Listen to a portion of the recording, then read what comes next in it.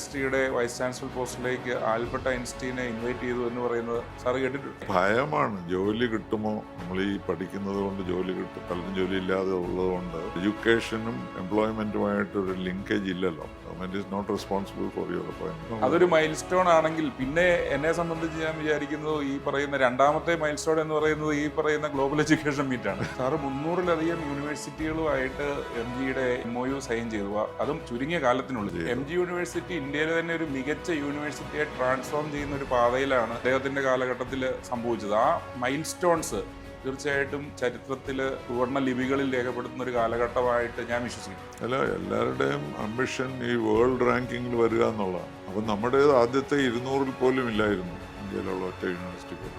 അത് തിരിച്ചറിഞ്ഞപ്പോഴാണ് അവർ വിദേശത്തേക്ക് കുട്ടികൾ പഠിക്കാൻ പോകാൻ തുടങ്ങിയത് എന്നാണ് ഞാൻ മനസ്സിലാക്കുന്നത്. കാരണം ഇത് ക്വാളിറ്റി നടക്കില്ല എന്നുള്ളത്. ക്വാളിറ്റി ഒരിക്കലും ഇങ്ങനെ ഒരു ഇത് പോരാ.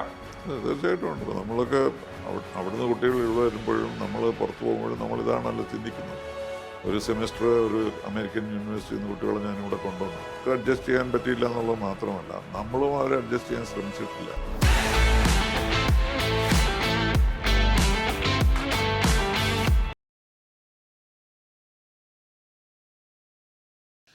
സാർ, നമ്മൾ പറഞ്ഞു നിർത്തിയത് ഹയർ എഡ്യൂക്കേഷൻ കൗൺസിലിൻ്റെ പർപ്പസിലേക്ക്, അതിൻ്റെ പ്രപ്പോസൽസിനെ പറ്റിയാണ്. ഇതിനകത്ത് ഏറ്റവും പ്രധാനമായിട്ട് സാറിൻ്റെ ഒരു കോൺട്രിബ്യൂഷൻ എന്ന് പറയുന്നത് ഫോറിൻ യൂണിവേഴ്സിറ്റീസിനെ കൊണ്ടുവരിക അല്ലെങ്കിൽ ഇൻവൈറ്റ് ചെയ്യുക എന്നതിനപ്പുറത്തേക്ക് കാതലായിട്ടുള്ള മാറ്റങ്ങളിൽ ഉണ്ടാവേണ്ട ഈ 6 ഏരിയകൾ, ഫ്രെയിംവർക്കുകളാണ് അതിൻ്റെ സാറിൻ്റെ കാലത്ത് അല്ലെങ്കിൽ ആ കമ്മിറ്റിയുടെ ഔട്ട്പുട്ടായിട്ട് നമ്മൾ അതിലൊരെണ്ണം മാത്രമേ ഇംപ്ലിമെന്റ് ചെയ്തുള്ളൂ. അത് ഈ ഓട്ടോണമസ് കോളേജ് സൃഷ്ടിച്ചു എന്നുള്ളതാണ്. മറ്റുള്ളതൊക്കെ എക്സാമിൻ ചെയ്തുകൊണ്ടിരിക്കുമ്പോഴാണ് ഈ സംഭവം. അപ്പോഴത്തേക്ക് എൻ്റെ ടേമും തീരാറായി. അതെ. അപ്പോൾ അതിനകത്ത് കുറച്ചുകൂടെ ഒരു ഡീറ്റെയിൽഡ് ആയിട്ട് പോയാൽ ഈ പറയുന്ന ഫോറിൻ യൂണിവേഴ്സിറ്റികളെ ക്ഷണിക്കണം എന്ന ഒരു ചിന്ത, അല്ലെങ്കിൽ ഫോറിൻ യൂണിവേഴ്സിറ്റികൾ വരണം എന്ന ചിന്ത സാറിന് അല്ലെങ്കിൽ ഈ കമ്മിറ്റിയിലുണ്ടായിരുന്നു. പക്ഷേ അതിനെടുത്തൊരു എഫേർട്ട്, അതിനെടുത്തൊരു സമയം, അതിന് നടത്തിയൊരു ഇൻവെസ്റ്റ്മെൻറ്റ്, അതിനെയും കൂടി പറഞ്ഞാലാണ് ആ ഇവൻറ്റിനപ്പുറത്തേക്ക് ആ ഇവൻ്റ് എങ്ങനെ സംഭവിപ്പിച്ചു എന്നതിനെപ്പറ്റി ഒന്ന് ഡീറ്റെയിൽഡ് ആയിട്ടൊന്ന് പറയുമോ? അതെ, ഈ ഫോറിൻ യൂണിവേഴ്സിറ്റിയോട് കൊളാബറേറ്റ് ചെയ്യാമെന്ന് UGC തന്നെ പറഞ്ഞിട്ടുണ്ട് നമ്മുടെ യൂണിവേഴ്സിറ്റികൾക്കോ കോളേജുകൾക്കോ. പക്ഷെ പലരും ഒരു പ്രൈവറ്റ് പേഴ്സണൽ ലെവലിൽ പലരും ശ്രമിച്ചിട്ടുമുണ്ട്, പ്രൊഫസേഴ്സൊക്കെ. ഒരാൾ മാത്രമേ അതിൽ സക്സീഡ് ചെയ്തുള്ളൂ. നമ്മുടെ MG യൂണിവേഴ്സിറ്റിയിൽ പിന്നീട് വൈസ് ചാൻസലറായ സാബു തോമസിനാണ് പേഴ്സണലായിട്ട് ഒരുപാട് ഇൻവോൾവ്മെന്റ് ഉണ്ടായിരുന്നു ഫോറിൻ യൂണിവേഴ്സിറ്റീസ്. സാറ് 300-ലധികം യൂണിവേഴ്സിറ്റികളുമായിട്ട് MGയുടെ MOU സൈൻ ചെയ്തു, അതും ചുരുങ്ങിയ കാലത്തിനുള്ളിൽ. എക്സാക്ട്ലി, അതെ. അപ്പോൾ ആ സമയത്ത് അദ്ദേഹത്തിനെ മറ്റുള്ളവർ ഒറ്റപ്പെടുത്തുകയാണ് ചെയ്തത്. സാറൊരു ശാസ്ത്രജ്ഞനാണ്, സാറൊരു സയന്റിസ്റ്റാണ്. ഒരിക്കലും ഒരു വൈസ് ചാൻസലർ ആകണമെന്ന് അത് ഇതുകൊണ്ട് തന്നെയാണ്. കാരണം അദ്ദേഹം മാത്രമേ അതുപോലെ ഈ മാസീവ് ഓപ്പൺ ഓൺലൈൻ കോഴ്സസ് ഇവിടെ എക്സ്പെരിമെൻ്റ് നടത്തി അദ്ദേഹം മാത്രമേ ഉള്ളൂ. ഞാൻ എല്ലാ യൂണിവേഴ്സിറ്റികളോടും പറഞ്ഞിരുന്നു കുട്ടികളെ അതിനെ എൻറോൾ ചെയ്യാൻ എൻകറേജ് ചെയ്യണം. പക്ഷെ ആരും അതൊന്നും ചെയ്തിട്ടില്ല. സാബു തോമസ് മാത്രമാണ് ശരിക്കും അത് എക്സ്പെരിമെന്റ് ചെയ്യുന്നത്. MG യൂണിവേഴ്സിറ്റി ഇന്ത്യയിലെ തന്നെ ഒരു മികച്ച യൂണിവേഴ്സിറ്റിയെ ട്രാൻസ്ഫോം ചെയ്യുന്ന ഒരു പാതയിലാണ് അദ്ദേഹത്തിന്റെ കാലഘട്ടത്തിൽ സംഭവിച്ചത്. ആ മൈൽ സ്റ്റോൺസ് തീർച്ചയായിട്ടും ചരിത്രത്തിൽ സുവർണ്ണ ലിപികളിൽ രേഖപ്പെടുത്തുന്ന ഒരു കാലഘട്ടമായിട്ട് ഞാൻ വിശ്വസിക്കുന്നു. പക്ഷെ മറ്റ് അധ്യാപകർ അദ്ദേഹത്തിനെ ഒട്ടും എൻകറേജ് ചെയ്തില്ല എന്ന് മാത്രമല്ല, അദ്ദേഹത്തിന് എതിരായിട്ട് പ്രവർത്തിക്കാൻ തുടങ്ങി. പലരും എൻ്റെ അടുത്ത് വന്ന് പരാതികൾ പറയാനുണ്ടായിരുന്നു. അദ്ദേഹത്തിൽ പണം ഉണ്ടാക്കുന്നോ എന്തൊക്കെ ആരോപണങ്ങളൊക്കെ ഉണ്ടാക്കുന്നുണ്ടായിരുന്നു. പക്ഷേ എനിക്ക് മനസ്സിലാക്കിയത് അദ്ദേഹത്തിനാണ് നമ്മൾ ആ ക്രെഡിറ്റ് കൊടുക്കേണ്ടത്. ഏകദേശം 30 അദ്ദേഹത്തിൻ്റെ കുട്ടികൾ ഈ മാസീവ് ഓപ്പൺ ഓൺലൈൻ കോഴ്സ് എടുക്കുകയും പാസ്സാകുകയും അതിൻ്റെ ബെനിഫിറ്റ് ഉണ്ടാക്കുകയൊക്കെ ചെയ്തു. അപ്പോൾ അന്നേരം സ്വയം എന്ന് പറഞ്ഞ ഇന്ത്യ ഗവൺമെൻറ് ഒരെണ്ണം സ്റ്റാർട്ട് ചെയ്തു. അപ്പോൾ അത് രണ്ടും കൂടെ വന്നപ്പോൾ പിന്നെ സ്വയത്തിലേക്കാണ് എല്ലാവരും പോയത്. പക്ഷേ അന്ന് അദ്ദേഹം ചെയ്തതിന് വളരെ പ്രാധാന്യമുണ്ട്. അപ്പോൾ അങ്ങനെയുള്ള കാര്യങ്ങളിലേക്ക് നമ്മൾ പോയെങ്കിലും ഇതൊന്നും അതുപോലെ ഓണറിങ് ടീച്ചേഴ്സ് ഏതെങ്കിലും തരത്തിൽ അതൊന്നും അതുപോലെ ഫോറിൻ ട്രാവൽ ഓഫ് ടീച്ചേഴ്സ്, ഇതിനെല്ലാം ഞങ്ങൾ റിപ്പോർട്ട് കൊടുത്തിട്ടുണ്ട്, എല്ലാം ഇത് ലിബറലൈസ് ചെയ്യാനായിട്ട്. അപ്പോൾ അതിലൊന്നും ഫോക്കസ് ചെയ്യാൻ കഴിഞ്ഞില്ല. കാരണം ഈ പ്രൈവറ്റ് യൂണിവേഴ്സിറ്റി ഇഷ്യൂ വരികയും എൻ്റെ ടേം തീരുകയും ഉമ്മൻചാണ്ടിയുടെ ഗവൺമെൻറ് അവസാനിക്കുകയൊക്കെ ചെയ്തപ്പോഴത്തേക്ക് ഇതെല്ലാം ഒരു ത്രിശങ്കു സ്വർഗത്തിലാക്കിയിട്ടാണ് ഞങ്ങൾ പോയത്. ശരിക്കും ഈ ഓട്ടോണമസ് കോളേജ് അല്ലാതെ നമുക്കൊന്നും കാണിക്കാനില്ല നമ്മൾ നേടിയെടുത്തതായിട്ട്. പക്ഷെ എല്ലാ കാര്യത്തിനും അതിന് വേണ്ട നിർദ്ദേശങ്ങൾ ഞങ്ങളുടെ റിപ്പോർട്ടുകളിലുണ്ട്. ഇതിനകത്ത് തന്നെ ഈ ഹയർ എഡ്യൂക്കേഷൻ കൗൺസില് ഇതിനു വേണ്ടി ഒരു മുന്നൊരുക്കങ്ങൾ നടത്തി. സാറ് വ്യക്തിപരമായി തന്നെ ഇൻവിറ്റേഷൻസ് അയക്കുന്നു, ആളുകളെ ബന്ധപ്പെടുന്നു. ഇത്രയും സക്സസ്ഫുൾ ആയിട്ടുള്ള ഒരു ഗ്ലോബൽ എഡ്യൂക്കേഷൻ മീറ്റ് ഓർഗനൈസ് ചെയ്യുന്നതിന് വേണ്ടി പ്രൊഫഷണലായിട്ടും അതേപോലെ തന്നെ സാറിൻ്റെ കൗൺസിൽ വഴിയും സാർ നടത്തിയ ഒരു ശ്രമങ്ങളെ പറ്റി കുറച്ചുകൂടി ഒന്ന് ഡീറ്റെയിൽഡ് ആയിട്ടൊന്ന് കഥകളോ അല്ലെങ്കിൽ ഓർക്കുന്ന കാര്യങ്ങളോ ഒന്ന് ഷെയർ ചെയ്യാമോ? ഇല്ല, തീർച്ചയായിട്ടും ഒരു ഗ്ലോബൽ എഡ്യൂക്കേഷൻ മീറ്റ് എന്നുള്ളത് ആദ്യം ഞങ്ങൾ അധികാരത്തിൽ വന്നപ്പോൾ തന്നെ ആലോചിക്കാൻ തുടങ്ങിയതാണ്. അതിന് റിസോഴ്സസ് വേണം, അവരെ ഇൻവൈറ്റ് ചെയ്യണം. It took about 2 years. അങ്ങനെയാണ് ഇവരെല്ലാം കിട്ടിയത്. ഏതൊക്കെയാണ് പ്രധാനപ്പെട്ട യൂണിവേഴ്സിറ്റികൾ, അല്ലെങ്കിൽ പേഴ്സണലി സാറിൻ്റെ ബന്ധങ്ങൾ എങ്ങനെയാണ് ഉപയോഗിച്ചത്? അല്ലെങ്കിൽ അല്ല, അമേരിക്കൻ യൂണിവേഴ്സിറ്റിയിൽ പലരും എനിക്കറിയാവുന്നവരായിരുന്നു.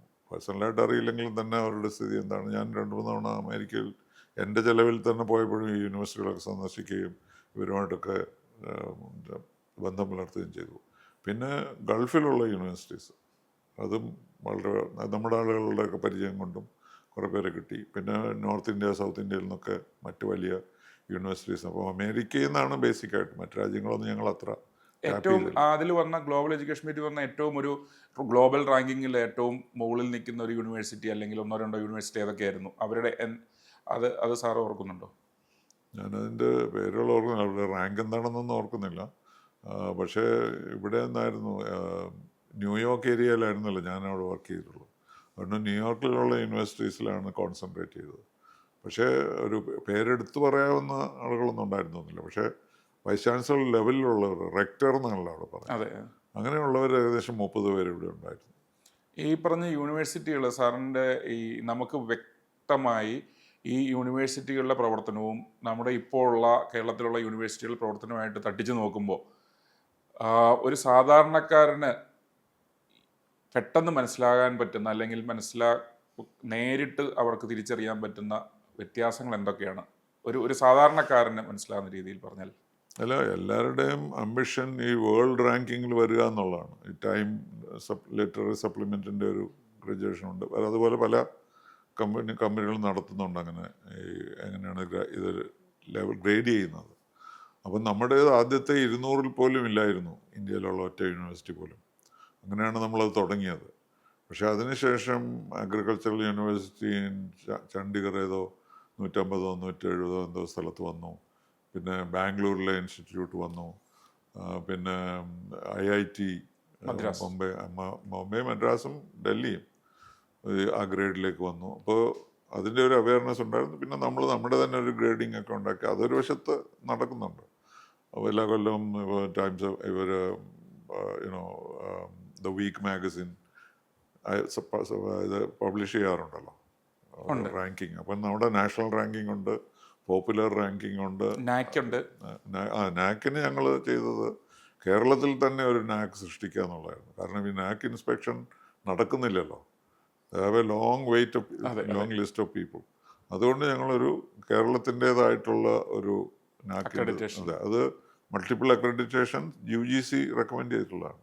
അത് ഞങ്ങൾ സെറ്റപ്പ് ചെയ്യാനുള്ള റിപ്പോർട്ട് കൊടുത്തു. അത് പക്ഷേ ഞങ്ങൾ പോയി കഴിഞ്ഞ് പുതിയ ഗവൺമെൻറ്റാണ് ഒരു കമ്മിറ്റിയെ നിയമിച്ചതൊക്കെ. അത് കോൺട്രവേഴ്സ്യൽ ആയിരുന്നില്ല.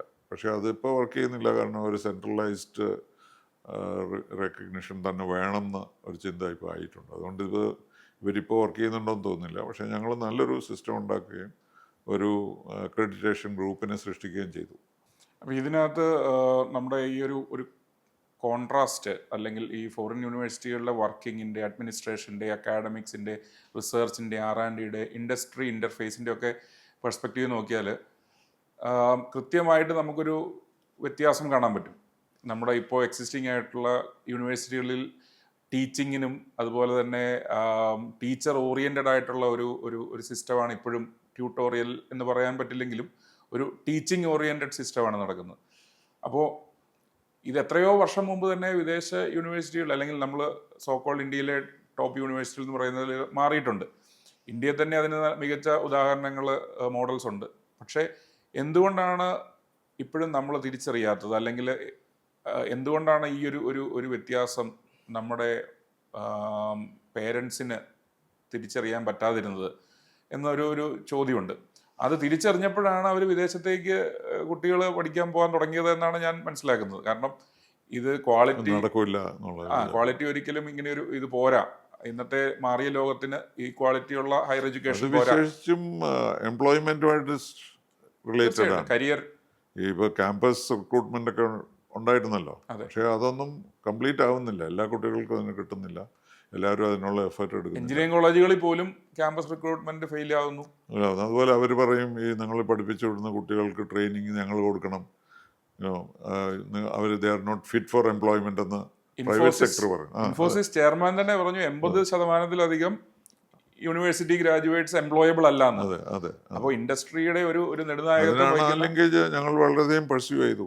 ഈ കുട്ടികളെ അയക്കാനും അതുപോലെ അധ്യാപകരെ തന്നെ ബിൽഡിംഗ് കോർപ്പറേഷനിലേക്ക് അയച്ച് ട്രെയിനിങ് നേടാനും ഒക്കെ ഉള്ള ശ്രമങ്ങളൊക്കെ ഉണ്ടായി. കോർപ്പറേറ്റ്സിനെ ഒരു തരത്തിലും ഇതിലേക്ക് കയറ്റുന്നില്ല എന്നതാണ് എനിക്ക് തോന്നുന്നു ഒരു കാരണം. കാരണം യാതൊരു തരത്തിലുള്ള ഒരു ഇൻഡസ്ട്രി ഇന്റർഫേസും ഇപ്പോഴും കേരളത്തിൽ വിശേഷിച്ച് ഇൻഡസ്ട്രി ഇല്ലല്ലോ, except for you know modern technology. അല്ലാതെ ഇൻ്റർനെറ്റ് എഡ്യൂക്കേഷൻ അല്ലാതെ നമുക്കൊരു ഇൻഡസ്ട്രി എന്ന് പറയാവുന്നതായിട്ട് കേരളത്തിലില്ല. വലിയ ഫാക്ടറീസ് ഇല്ല.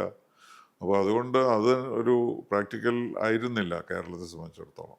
കോയമ്പത്തൂരോ അല്ലെങ്കിൽ ഇന്ത്യയിലെ സൗത്ത് ഇന്ത്യയിൽ തന്നെ പല ഭാഗത്തും ഉണ്ട്. പക്ഷെ എന്നിരുന്നാലും അതിനൊരു എഫേർട്ട് ഉണ്ടാകുന്നില്ല. ഇന്റേൺഷിപ്പിനോ അല്ലെങ്കിൽ ഇത്തരത്തിൽ ഓൺ ദ ജോബ് ട്രെയിനിങ്ങിനോ ഉള്ള ഒരു ഞങ്ങളുടെ ഒരു ഫുൾ റിപ്പോർട്ട് എല്ലാവർക്കും കൊടുത്തിരുന്നു. They could have adopted it.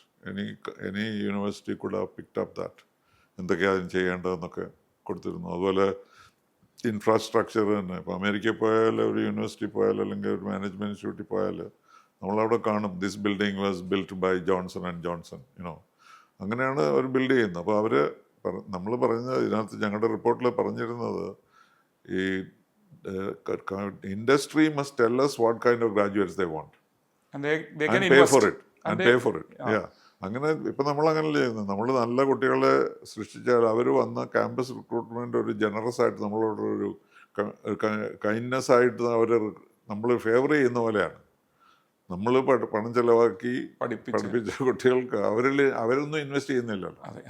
അതേസമയത്ത് അവർ പറയണം നേരത്തെ ഈ 80% പേരും എംപ്ലോയബിൾ അല്ല എന്ന് പറയുന്നതിന് പകരം ഏത് തരത്തിലുള്ള ഡിഗ്രി അവർക്ക് വേണം എന്നൊരു ഇൻ്റർഫേസ് ഉണ്ടാക്കിയിട്ട് ആ ഡിഗ്രികൾ തന്നെ നമ്മൾ സെലക്റ്റഡ് ഇൻസ്റ്റിറ്റ്യൂഷനിൽ സൃഷ്ടിച്ചാൽ ഒരുപക്ഷേ നടക്കുമായിരുന്നു. അവരെ കൊണ്ട് ഇൻവെസ്റ്റ് ചെയ്യിക്കാൻ പറ്റും. അത് ചെയ്യാൻ പറ്റും. അതാണ് നടക്കുന്ന മറ്റ് രാജ്യങ്ങളിലൊക്കെ. അത് പക്ഷേ ഇവിടെ പിക്കപ്പ് ചെയ്തില്ല, അതിനുള്ള എഫർട്ടും എടുത്തില്ല എന്ന് തന്നെ പറയാം.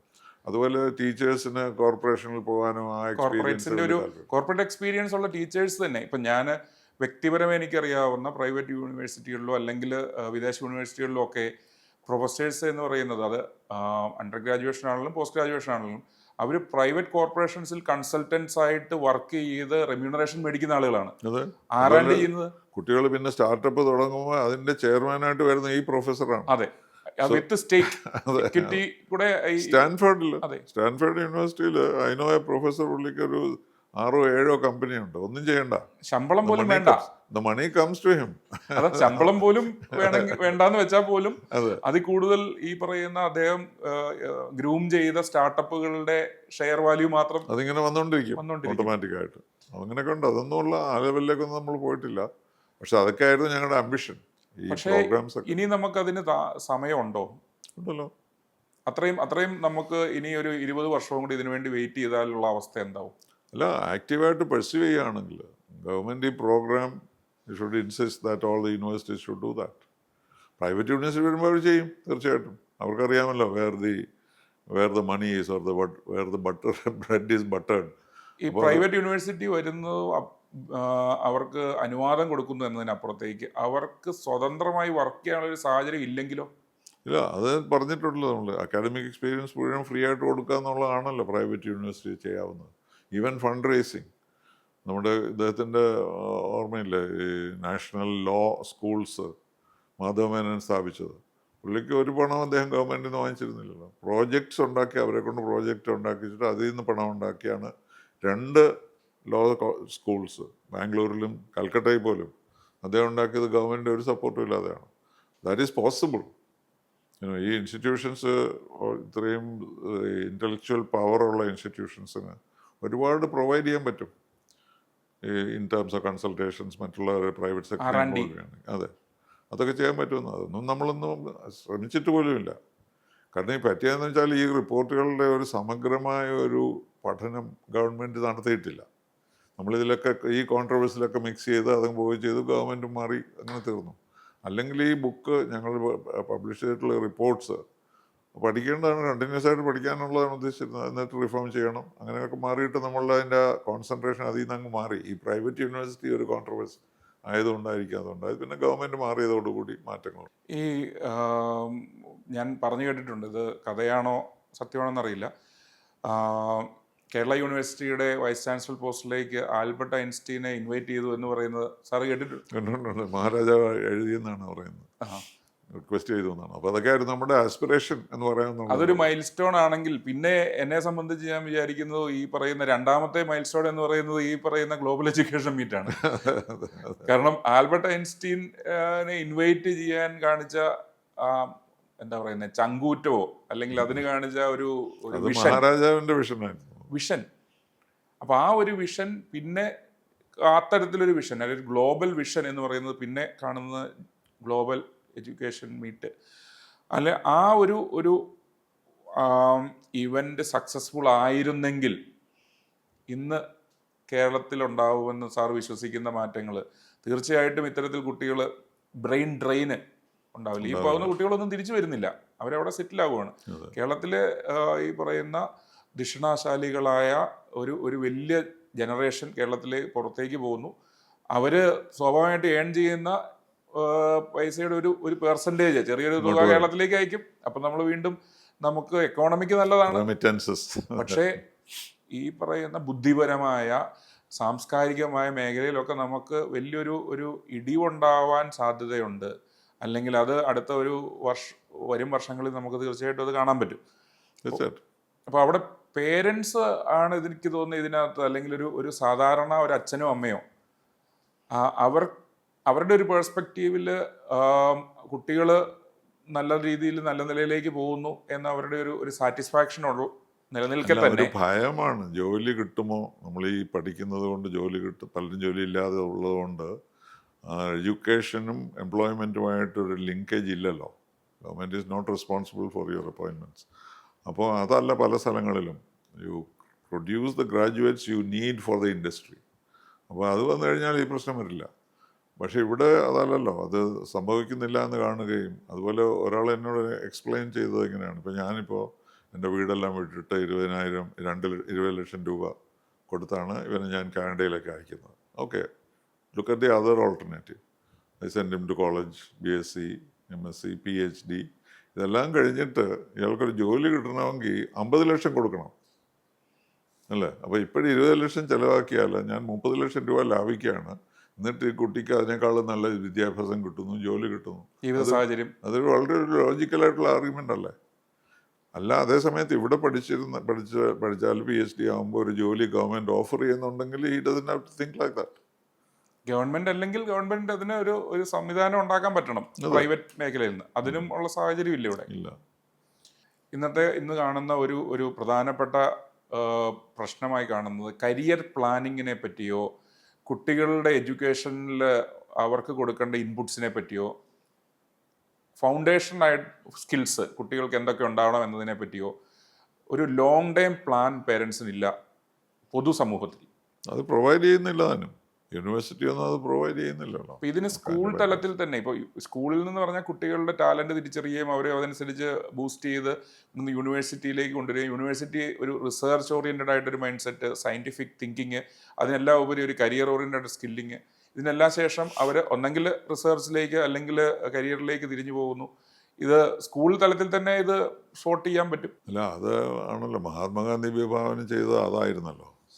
വിദ്യാഭ്യാസം should be A government responsibility. അവരെ ട്രെയിൻ ചെയ്ത് ജോലി കൊടുക്കുക എന്നുള്ളൊരു ഇതായിരുന്നു. പക്ഷേ അവിടെ പറഞ്ഞിരുന്നത് അത് ഏത് ജോലിയുമാകാം, ഡിഗ്നിറ്റി ഓഫ് ലേബർ ഉണ്ടല്ലോ.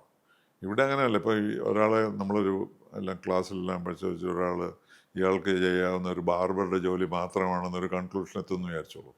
അയാൾ ബാർബറായിട്ട് പഠിക്കാൻ പോവില്ല. അപ്പോൾ നമുക്ക് ഡിഗ്നിറ്റി ഓഫ് ലേബർ ഇല്ലാത്തത് കൊണ്ട് എല്ലാവർക്കും വൈറ്റ് കോളർ ജോബ്സാണ് വേണ്ടത്. അപ്പം മറ്റവർ നെഗ്ലക്റ്റ് ചെയ്യപ്പെടുന്നു. അപ്പോൾ അവരെന്തായാലും അവരുടെ കാര്യം അവർ അന്വേഷിക്കുമല്ലോ. അപ്പോൾ ആ ഒരു കോംപ്രിഹെൻസീവായിട്ടുള്ള ഒരു എഡ്യൂക്കേഷൻ പ്ലസ് എംപ്ലോയ്മെൻറ്റ് സിസ്റ്റം നമുക്കില്ല, ഇപ്പോഴും ഇല്ല. എത്ര പെട്ടെന്നുണ്ടാകുമെന്ന് നമുക്കറിയില്ല. അത് നല്ല കുട്ടികളെ പോകുന്നു, പണമുള്ളവർ പുറത്തും പോകുന്നു. അങ്ങനെ വരുമ്പോൾ വരുന്നത് we are leaving behind a number of people who will be doing things which below their capacity. അപ്പോൾ ഈ ഡിഗ്നിറ്റി ഓഫ് ലേബർ എന്ന് പറയുന്ന ഒരു കാര്യം മനസ്സിലാക്കുന്നില്ലെന്ന് മാത്രമല്ല, ജോലികളെ സംബന്ധിച്ച് സോഷ്യൽ സ്റ്റിഗ്മ, അതെ, അതുപോലെ തന്നെ പേരൻസിന് കൃത്യമായ ഒരു ഒരു ഒരു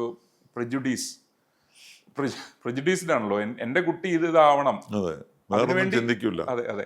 അപ്പോൾ ആ കുട്ടിയുടെ ടാലൻ്റ് എന്താണ്, ഓപ്പർച്യൂണിറ്റി എന്താണെന്ന് കാണാതെ എൻ്റെ നെയ്ബറുടെയോ അല്ലെങ്കിൽ എൻ്റെ റിലേറ്റീവിൻ്റെയോ കുട്ടി ഇങ്ങനെ പോയി, അതുകൊണ്ട് ഞാനും എൻ്റെ കുട്ടിയും ഇങ്ങനെ പോകണം എന്നൊരു വാശിയാണ്. അതൊരു വിത്തൗട്ട് എനി എവിഡൻസ്. ഞാൻ നേരത്തെ പറഞ്ഞ ഇക്കണോമിക്സും കൂടെ ഉണ്ട്. ജോലിക്ക് വേണ്ടി ഇത്ര പണം ചിലവാക്കുന്നെങ്കിൽ അതിൽ പകുതി ചിലവാക്കിയാൽ അവർക്ക് ഭാവി കിട്ടുന്നു എന്നുള്ളൊരു അതൊരു logical argument. Return on investment. അതെ, അതും കൂടെ ഉണ്ട്. അപ്പോൾ ഇതിനകത്ത് പക്ഷെ നല്ല കോളേജുകളിലൂടെ വരുന്നു, നല്ല പ്രൈവറ്റ് യൂണിവേഴ്സിറ്റികൾ വരികയാണെങ്കിൽ പിന്നെ കുട്ടികൾക്ക് ഈ പുറത്തേക്ക് പോകണം എന്നുള്ള ആഗ്രഹം കുറയും, അല്ലേ? അപ്പോൾ ക്വാളിറ്റി പ്ലസ് എംപ്ലോയബിലിറ്റി, അതെ, ഇത് രണ്ടും വേണം വിദ്യാഭ്യാസത്തിൻ്റെ ഭാഗമായിട്ട്. ഈ ഗ്ലോബൽ യൂണിവേഴ്സിറ്റികൾ, സാറ് സന്ദർശിക്കുന്ന ഗ്ലോബൽ യൂണിവേഴ്സിറ്റികളെല്ലാം നമ്മൾ കാണുന്ന ഒരു പ്രധാനപ്പെട്ട കാര്യം, ഇതിനെല്ലാം പുറമെ അവിടുത്തെ ഒരു സ്റ്റുഡൻറ് റെസിഡൻസും അതുപോലെ തന്നെ സ്റ്റുഡൻസിൻ്റെ അമ്യൂണിറ്റീസ്, അവർക്കുള്ള ജോലി ചെയ്യാനുള്ള സാധ്യതകൾ, സ്റ്റുഡൻസിൻ്റെ ഒരു ലൈഫ് സ്റ്റൈല്, കൾച്ചർ, അവരുടെ ഒരു സ്റ്റുഡൻറ് ലൈഫിൽ അവർക്ക് കിട്ടുന്ന സ്വാതന്ത്ര്യം, ഇത് കേരളത്തിലെ പ്രൈവറ്റ് കോളേജുകളിലും അല്ലെങ്കിൽ ഒരു പരിധിവരെ നമ്മൾ ഡിസിപ്ലിൻ എന്ന് പറഞ്ഞ പേരിൽ അല്ലെങ്കിൽ സദാചാരം എന്ന് പറഞ്ഞ പേരിലൊക്കെ ഇത് റെസ്ട്രിക്റ്റ് ചെയ്യപ്പെടുന്നില്ലേ, ഇന്ത്യയിൽ പ്രത്യേകിച്ചും? തീർച്ചയായിട്ടും ഉണ്ട്. ഇപ്പോൾ നമ്മളൊക്കെ അവിടുന്ന് കുട്ടികൾ ഇവിടെ വരുമ്പോഴും നമ്മൾ പുറത്ത് പോകുമ്പോഴും നമ്മളിതാണല്ലോ ചിന്തിക്കുന്നത്. ഒരു സെമിസ്റ്റർ ഒരു അമേരിക്കൻ യൂണിവേഴ്സിറ്റിയിൽ നിന്ന് കുട്ടികളെ ഞാനിവിടെ കൊണ്ടുവന്നല്ലോ. എന്നിട്ട് അവർക്ക് അഡ്ജസ്റ്റ് ചെയ്യാൻ പറ്റിയില്ല എന്നുള്ളത് മാത്രമല്ല, നമ്മളും അവരെ അഡ്ജസ്റ്റ് ചെയ്യാൻ ശ്രമിച്ചിട്ടില്ല എന്നുള്ളത്. ഒരു സെമിസ്റ്റർ കഴിഞ്ഞപ്പോഴേ അവരെ അയച്ചു, അത് ഡിസ്കണ്ടിന്യൂ ചെയ്യുകയും ചെയ്തു. കാരണം കോളേജിനകത്ത് തന്നെ ഒരുപാട് പ്രശ്നങ്ങളുണ്ടായി. ഇവർ ഷോർട്ട്സ് ഇട്ടുകൊണ്ട് ക്ലാസ്സിൽ വരും, എന്നിട്ട് കാലെടുത്ത് മേശപ്പുറത്ത് വയ്ക്കും. അതൊന്നും നമുക്ക് ചിന്തിക്കാൻ പോലും പറ്റില്ല. സാറിനെ പേര് വിളിക്കും, അതെ, ഫസ്റ്റ് നെയിം വിളിക്കും. അതുപോലെ പട്ടികളെ പിടിച്ചോണ്ട് വരും ക്ലാസ്സിലേക്ക്. ഇങ്ങനെയൊക്കെയുള്ള സിറ്റുവേഷൻ ഒരു അതേസമയത്ത് നമ്മൾ പുറത്ത് പോകുമ്പോൾ ഇതൊക്കെ നമ്മൾ അക്സെപ്റ്റ് ചെയ്യും, അല്ലേ? പക്ഷേ ഇവിടുത്തെ വാല്യൂസ് മാറ്റാൻ നമ്മളെ കൊണ്ട് കഴിയുന്നില്ല എന്നുള്ളതാണ്. അതുപോലെ അവരുമായിട്ടൊരു കോംപ്ലക്സ് പോലെയാണ് നമുക്ക്. ഫോറിൻ സ്റ്റുഡൻസിനെ കാണുമ്പം അധ്യാപകന്മാർക്കും ഒരു ഹെസിറ്റേഷനാണ്, ഇവരെങ്ങനെ റിയാക്ട് ചെയ്യുന്നു നമ്മളോട്. അപ്പോൾ അതൊക്കെ it will only come by experience or a long period exposure. അതെ, പക്ഷേ ഒരു ടേം കഴിഞ്ഞപ്പോൾ തന്നെ ഞങ്ങൾ ആ പ്രോഗ്രാം നിർത്തി, ഇത്ര വലിയ പ്രശ്നങ്ങളുണ്ടായതുകൊണ്ട്. അപ്പോൾ അടിസ്ഥാനപരമായി ഈ പറയുന്ന വിദ്യാഭ്യാസം മാറുന്നില്ല അല്ലെങ്കിൽ മാറണ്ട എന്ന് തീരുമാനിക്കുന്നത് വിദ്യാഭ്യാസ പ്രവർത്തകരുടെ മാത്രം കുറ്റമല്ലല്ലോ, സമൂഹത്തിൻ്റെ കാഴ്ചപ്പാടിൻ്റെയും കൂടി ഒരു പ്രശ്നമല്ലേ? അതെ, അവരുടെ ആറ്റിറ്റ്യൂഡ്. എല്ലാവരും ഡോക്ടേഴ്സ് ആവണം, എഞ്ചിനീയേഴ്സ് ആവണം എന്നുള്ള ഒരു മനസ്ഥിതി കുറേ വർഷങ്ങളായിട്ട് നമുക്കുണ്ടല്ലോ. അപ്പോൾ അതില്ലാത്തപ്പോൾ പിന്നെന്താ, അതിനായിട്ട് മാത്രം ശ്രമിക്കുക, പിന്നെ ബാക്കിയെല്ലാം ഡ്രോപ്പ് ഔട്ടായിട്ട് മാറുക. ഡ്രോപ്പ് ഔട്ടായാൽ പിന്നെ തിരിച്ചു വരാൻ സാധ്യമല്ല. അതൊക്കെ നമുക്ക് പ്രശ്നങ്ങളുണ്ട്. അപ്പോൾ ഇപ്പോഴത്തെ ഈ പറയുന്ന നമ്മുടെ ഡിസിപ്ലിൻ്റെ ഫ്രെയിംവർക്കിനകത്തും നമ്മൾ കാണുന്ന ഈ പ്രൈവറ്റ് കോളേജിലോ അല്ലെങ്കിൽ ഇത്തരത്തിലുള്ള കോളേജുകളിൽ നമ്മൾ കാണുന്ന സദാചാരം അല്ലെങ്കിൽ ഇത്തരത്തിലുള്ള സാധനങ്ങളൊക്കെ വരുമ്പോൾ ഈ പ്രൈവറ്റ് യൂണിവേഴ്സിറ്റികൾ വന്നാലും അവർക്കെതിരെയുള്ള സമരവും അവർക്കെതിരെയുള്ള യുദ്ധങ്ങളും സമൂഹത്തിൻ്റെ ഭാഗത്തുനിന്നും പൊതുസമൂഹത്തിൻ്റെ ഭാഗത്തുനിന്നും ഉണ്ടാവാൻ സാധ്യതയില്ലേ? തീർച്ചയായിട്ടും ഉണ്ട്. അപ്പം നമ്മുടെ ഒരു മൈൻഡ് സെറ്റ് മാറണം എന്നുള്ളതാണ് പിന്നെ വരാൻ പോകുന്നത്. Finally that is the conclusion. നമ്മുടെ മൈൻഡ് സെറ്റ് മാറാതെ ഇത് ഏറ്റവും കൂടുതൽ എംപ്ലോയബിലിറ്റി ഉള്ള, ഏറ്റവും കൂടുതൽ ശമ്പളം കിട്ടുന്ന ജോലി സോഷ്യലി അക്സെപ്റ്റബിൾ അല്ല എന്ന് വരുമ്പോൾ തന്നെ ആ ബാലൻസ് ഇല്ലാതായി പോകുന്നു.